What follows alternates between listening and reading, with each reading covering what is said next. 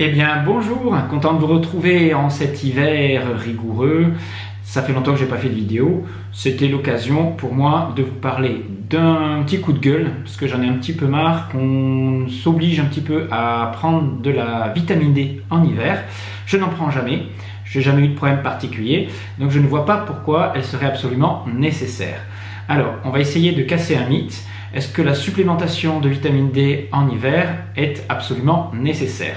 Mais avant ça, on va essayer de comprendre un petit peu ce qu'est cette vitamine D, à quoi elle sert et si vraiment on est obligé de prendre une supplémentation artificielle et s'il n'y a pas d'autre solution pour faire face à cette éventuelle carence dont tout le monde nous parle et qui, en fait, à mon avis, n'est qu'un mythe.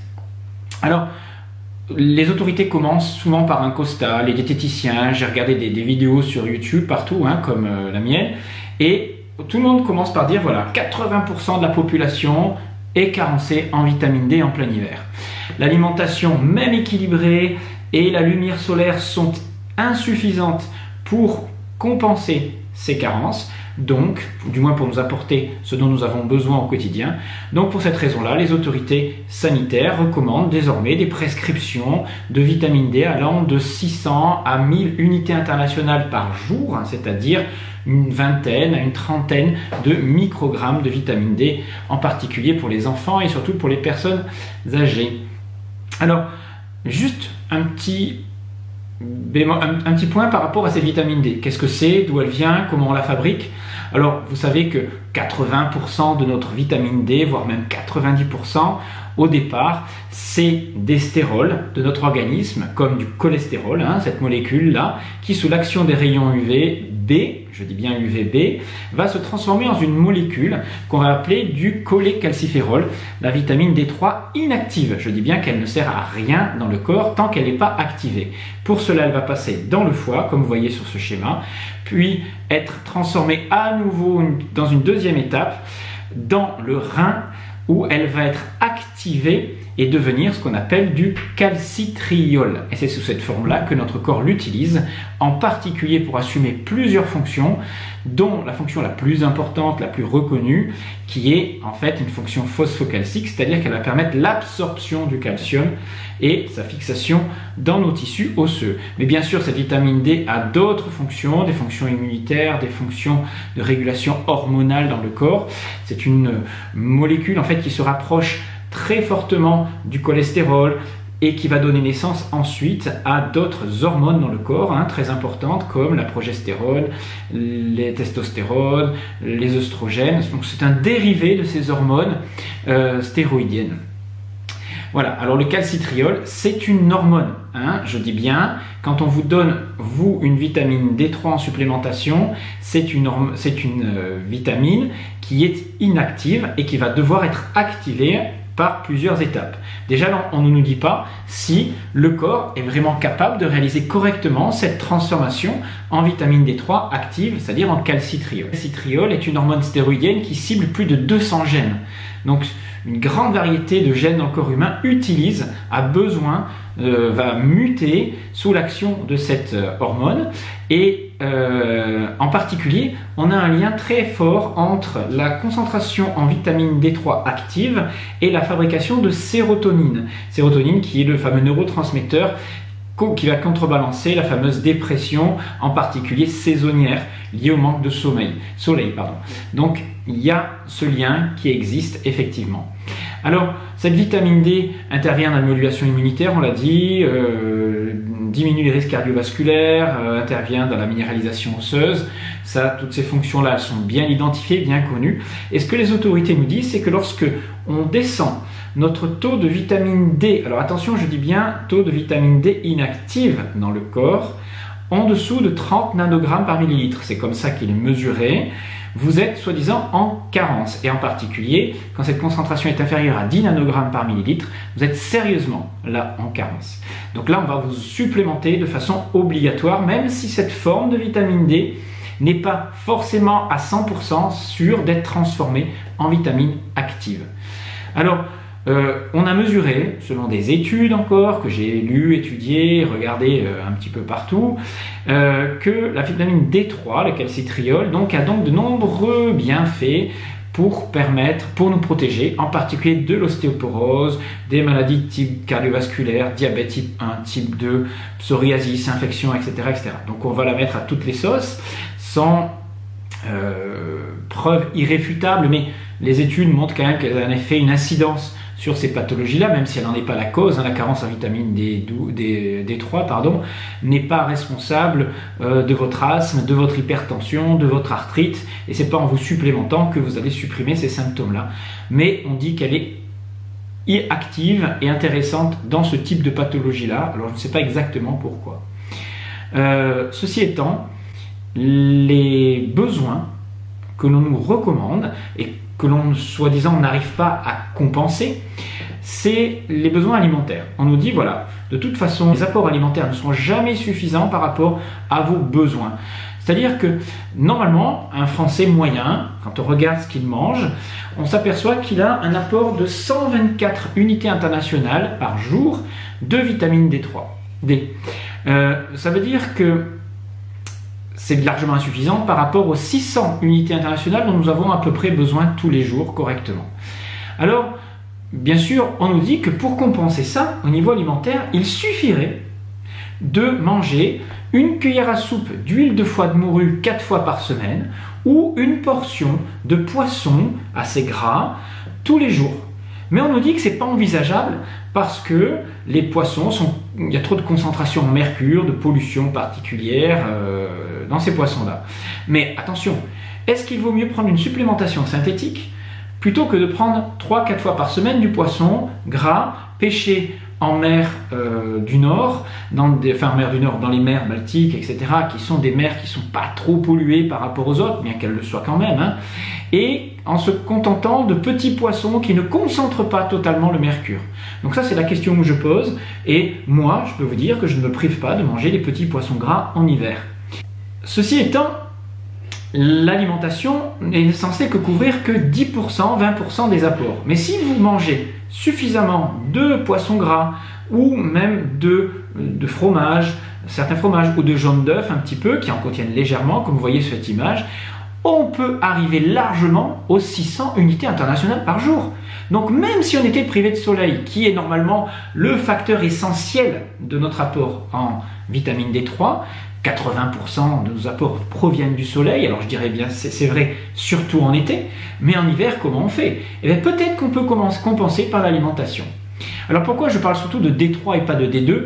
C'est parce que effectivement la D3 qui se trouve dans les produits animaux est beaucoup plus assimilable et plus facilement utilisable par l'organisme que la D2 qui provient des plantes, qui peut être aussi utilisable et se transformer en calcitriol, hein, mais il en faudrait des dosages énormes, c'est-à-dire des consommations de champignons, de levures, de plantes vertes, hein, de légumes verts en quantité énorme pour avoir l'équivalent de ce qu'on peut avoir dans une petite portion de produits animaux. Alors bien sûr, c'est en particulier les petits poissons de mer, les aliments gras comme le beurre contiennent aussi de la vitamine D3, certains fromages en contiennent plus que d'autres et un petit peu le jaune d'œuf. Donc vous voyez, on le trouve relativement facilement abordable à condition d'avoir bien sûr des aliments de qualité. Alors, certains vont vous dire, voilà, on est carencé en vitamine D3 parce que l'ensoleillement en hiver n'est pas suffisant. C'est vrai, c'est pas un mythe, que le rayonnement UVB, qui est le plus important pour la fabrication de vitamine D3, la transformation des stérols en vitamine D3, n'est pas suffisant car l'inclinaison du soleil fait que ce rayonnement est complètement filtré par la brume environnante, hein, l'atmosphère, en hiver, et l'angulation fait que ce rayonnement UVB ne pénètre pas correctement dans vos tissus.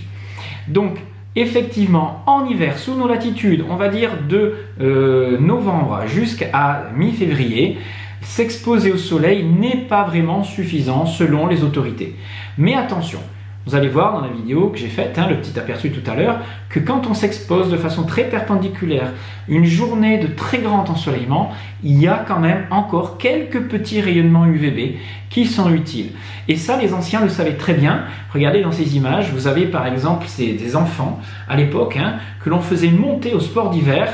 Alors c'est en Suisse que ça se passait comme ça, dans des conditions, on va dire, qui à notre époque seraient impensable, mettre des enfants en slip dans la neige uniquement pour qu'ils s'exposent, ça ne se fait plus, et pourtant ça se faisait à une époque pas si lointaine que ça, et c'était des conditions hygiénistes qui permettaient de revitaliser ces enfants en plein hiver. Donc voilà pour moi une façon de faire qui est beaucoup plus intéressante que de prendre de la vitamine D3 de synthèse. Bien sûr, c'est pas à l'heure actuelle, on aurait plein de soucis en faisant ça avec des enfants. Alors aujourd'hui, on se tourne vers de la supplémentation. On ne sait pas trop s'il faut prendre de la D2, de la D3, s'il faut prendre de la vitamine D naturelle ou de synthèse. Alors, il y a effectivement quelques différences, et surtout ce que l'on observe, c'est que les expérimentations ont montré que des surdoses de vitamine D peuvent être plus nuisibles, c'est-à-dire qu'on avait plus de bénéfices à prendre de la vitamine D3 régulièrement à petite dose journalière que des surdosages 1 ou 2 fois par an. Alors, c'est pourtant comme ça que les prescriptions sont les plus courantes en France. On vous donne des UV doses en ampoule qui vont jusqu'à 100 000 unités internationales, voire des fois 600 000 unités internationales pour de la vitamine D2. En réalité, ce que les expérimentations montrent, c'est qu'il ne faut pas dépasser 4000 unités internationales par jour. C'est l'idéal, parce qu'il existe une relation très forte entre vitamine D et magnésium. La transformation de la forme inactive de la vitamine D en forme active a besoin de magnésium pour fonctionner. Donc, si vous utilisez une très très forte dose en un temps très rapide de vitamine D, vous allez mobiliser une grande réserve de magnésium et risquer d'être carencé en magnésium. Donc, ce serait dommage de prendre de la vitamine D pour avoir une carence en magnésium. C'est le cas de ce qui arrive quand on prend par exemple le fameux Iman en ampoule, le cholécalciférol de Biogarant, d'autres marques. Alors je ne devrais pas citer, mais je les cite. Voilà, parce que les études que j'ai observées, selon les études donc de médecine interne à Jacksonville, donc en Floride aux États-Unis, en se supplémentant en forte dose en ampoule, on observe une baisse des niveaux de magnésium et une accélération de l'élimination de ce minéral, c'est-à-dire que ça risque de provoquer tout simplement une petite carence en magnésium. Et cet effet néfaste n'existe pas pour des doses modérées quotidiennes qui ne dépassent pas 5000 unités internationales, ce qui est déjà 10 fois la dose dont nous avons besoin. Alors, donner de la vitamine D en supplémentation à des gens qui ont déjà des dosages normaux de vitamine D ne va pas vous rendre en meilleure santé et ne va pas augmenter votre concentration sanguine. C'est ce que certaines études ont montré. Donc déjà, avant de prendre du dosage en vitamine D3, il faudrait être sûr d'être vraiment carencé. C'est ce que tout le monde ne l'est pas. D'autre part, la vitamine D travaille en synergie avec d'autres nutriments. C'est-à-dire que la présence de ces nutriments est indispensable à une bonne utilisation, à une bonne assimilation de cette vitamine D3 dans l'organisme. En particulier, ces cofacteurs qu'on appelle, c'est la vitamine A, des acides gras essentiels anciennement appelés vitamine F par Kousmine, c'est-à-dire certains oméga 3 et oméga 6, la vitamine K2, le magnésium dont on a parlé, le fer, le calcium, le zinc, le bore. C'est-à-dire que toute insuffisance en l'un de ces nutriments va perturber le fonctionnement de notre vitamine D et le rendre moins performant. Ça veut dire qu'on se focalise sur la vitamine D alors qu'il faudrait vérifier l'ensemble de nos nutriments dont nous avons besoin au quotidien. Donc même avec une supplémentation, quand l'alimentation n'est pas suffisamment riche en ces micronutriments et notamment en acides gras essentiels, en oméga 3, en vitamine A, on risque d'avoir une mauvaise utilisation de cette vitamine D prise en supplément. Alors, il existe aussi des dysfonctionnements de notre utilisation de vitamine D à cause des récepteurs, les récepteurs qu'on appelle récepteurs VRD, qui peuvent être bloqués, sur lesquels se fixe normalement cette vitamine D, ils peuvent être bloqués par certaines infections, mais aussi inhibés par d'autres hormones ou même certaines substances présentes dans l'alimentation. Alors, on sait que ce qui perturbe le plus la fixation de cette vitamine D sur ces récepteurs cellulaires, c'est en particulier la caféine à plus de 300 mg par jour, c'est-à-dire environ un peu plus de 3 tasses.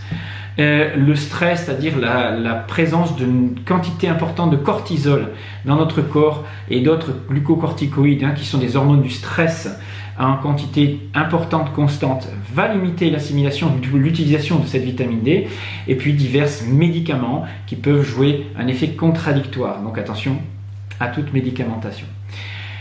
Et selon le docteur Marshall, trop de vitamine D active peut entrer en compétition avec d'autres récepteurs importants et empêcher la liaison des hormones thyroïdiennes, le T3, le cortisol, la testostérone. Donc ça paraît fort possible, hein. Alors ça c'est des études à vérifier, parce que les récepteurs VDR et les récepteurs thyroïdiens sont similaires. Donc si vous prenez par exemple beaucoup d'hormones thyroïdiennes parce que vous avez une insuffisance thyroïdienne et que vous prenez du lévothyrox, il se peut que vous fixiez mal la vitamine D par rapport à cette concurrence. Voilà, alors moi je ne prends pas de compléments, je ne fais rien par rapport à la vitamine D, tout ce que je fais c'est ça, comme vous allez le voir dans la vidéo. Je m'expose quand je peux, même si je sais que ça ne compense pas tous mes besoins. J'augmente la prise d'aliments gras de façon sélective, hein. Je ne prends pas n'importe quel aliment, produits animaux, bien sûr. Je fais bien sûr tout ce qu'il faut pour avoir d'autres co-nutriments dans l'alimentation. Et bien sûr, je continue à faire de l'exercice, à m'oxygéner et à dormir correctement, même si je ne dors pas parfaitement toutes les nuits. Donc, je pense qu'il faut arrêter de se focaliser sur cette vitamine D3. C'est un argument qui permet au laboratoire de vendre quelque chose, à votre médecin de vous prescrire quelque chose, parce que quand vous arrivez chez le médecin en hiver, vous avez une petite grippe, machin, qu'est-ce qu'on pourrait faire? Bah tiens, on vérifie la vitamine D3, c'est toujours ça. Mais on ne vérifie pas tous les autres co-nutriments, cofacteurs. Pourquoi on ne vérifierait pas le magnésium, la vitamine K2, les oméga 3, etc. Il existe des tests sanguins pour vérifier tout ça. Et ils sont aussi importants que cette vitamine D3. Donc, sauf que ces compléments-là ne peuvent pas être brevetés uniquement par certains laboratoires, ce sont uniquement des nutriments et l'on en a besoin et bien sûr ça ne peut pas enrichir certains laboratoires aux dépens d'autres. Donc juste un petit info, si vous devez partir en vacances, préférez partir en hiver plutôt qu'en été. Si vous partez en hiver, mettez-vous au soleil. Nous sommes faits pour vivre au soleil. Il y a beaucoup plus de carences dans le monde liées au manque de soleil plutôt qu'aux excès de soleil. Je ne vais pas développer cette idée que le cancer de la peau est toujours associé au rayonnement solaire. Il y a plein de livres et de nouvelles expériences qui montrent l'inverse. Donc attention, n'allez pas trop vite en besogne. Ne vous contentez pas de tout ce que vous écoutez. Partez au soleil en hiver. Protégez-vous bien sûr si vous allez sous les tropiques, hein, ce n'est pas la destination idéale pour la peau qui n'est pas du tout prête. Donc préférez une exposition moins forte en partant sur des îles comme les Canaries, le nord de l'Afrique, Majorque, etc. Où vous allez avoir déjà une exposition relativement correcte, pas trop riche en UVB, donc pas de risque de prendre de coups de soleil et profitez-en pour vous reposer. C'est en hiver qu'on a besoin de se reposer et pas en été où les énergies sont les meilleures. Voilà, je vous souhaite un bel hiver, profitez de cette petite vidéo comme vous allez voir et on se retrouve pour des podcasts. Et puis ne vous contentez pas d'écouter ce que je dis ou ce que disent les autres, vérifiez par vous-même. Un bel hiver à vous. Donc on est devant la maison, donc vous voyez à l'abri du vent, dans un angle, avec le soleil qui n'est pas très haut ici, puisqu'on est bien sûr fin janvier, mais avec un angle qui permet quand même de faire monter le thermomètre à 44 degrés 9. Alors bien sûr c'est avec la réverbération du mur blanc, mais je transpire en restant 15 minutes au soleil, même fin janvier, alors qu'il fait 5 à 6 degrés à l'ombre, hein, pas plus, on arrive à avoir un super rayonnement. Alors bien sûr ce rayonnement n'est pas suffisant pour permettre la pénétration des UVB, parce que l'angle des UVB en hiver n'est pas suffisant pour stimuler suffisamment la vitamine D. Alors une partie le fait quand même, ce qui permet d'améliorer quand même, d'avoir une fabrication légère de vitamine D, mais à partir de fin février, cette fabrication se refait instantanément. Donc la compensation n'est pas totale, on n'arrive pas bien sûr à avoir des taux de vitamine D exceptionnels, mais c'est largement suffisant pour éviter de prendre une consommation de supplémentation. Je n'ai pas de problème particulier d'os, d'immunité, je n'ai pas plus d'infections en hiver. Tout ce qu'on peut dire autour de cette vitamine D et D3 n'est pas forcément vrai. je vérifie constamment. Alors bien sûr, l'idéal c'est de laisser pénétrer un petit peu de rayonnement solaire au niveau des yeux de temps en temps pour améliorer, puisqu'on a besoin bien sûr de lumière en hiver, en particulier pour fabriquer plus tard de la mélatonine et de la dopamine, d'autres hormones qui vont améliorer la qualité, on va dire l'état du système nerveux et éviter la fameuse dépression hivernale. Donc s'exposer au soleil, intelligemment bien sûr, perpendiculaire au soleil, on ne va pas s'allonger en hiver puisque le rayonnement est trop horizontal et on bénéficie quand même d'une partie des rayons UVB, même s'ils sont légèrement derrière la brume, enfin filtrés par la brume. Voilà, donc vous voyez, il fait vraiment pas froid, c'est redescendu à 41 degrés, vous voyez, quand on n'est pas directement exposé contre le mur, mais c'est pour vous dire, la sensation de chaleur existe vraiment, alors profitez-en.